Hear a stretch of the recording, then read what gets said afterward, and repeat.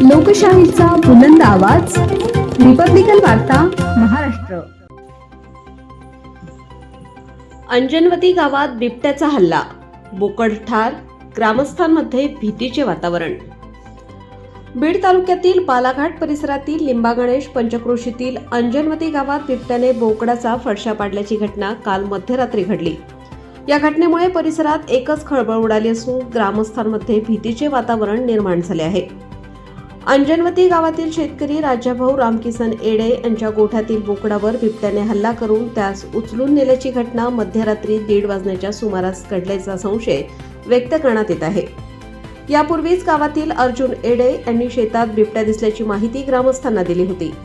दुसऱ्या दिवशी दुपारी शोध मोहीम राबवली असता गावापासून सुमारे अर्धा किलोमीटर अंतरावर असलेल्या फळ शेतात बोकड छिन्नविच्छिन्न अवस्थेत मृत आढळून आला। याबाबत रेवण एडे यांनी वन विभागाला दूरध्वनीद्वारे माहिती दिली। माहिती मिळताच सायंकाळी 4:30च्या सुमारास वनरक्षक महेश मेटे यांनी घटनास्थळी भेट देऊन पंचनामा केला। त्यानंतर चौसाळा येथील पशुवैद्यकीय अधिकारी बहिरवाळ यांनी मृत बोकडाचे शवविच्छेदन केले।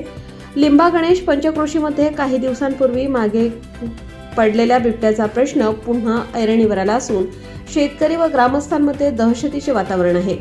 बिबट्याचा तात्काळ बंदोबस्त करण्यात यावा अशी जोरदार मागणी ग्रामस्थांकडून करण्यात येत आहे।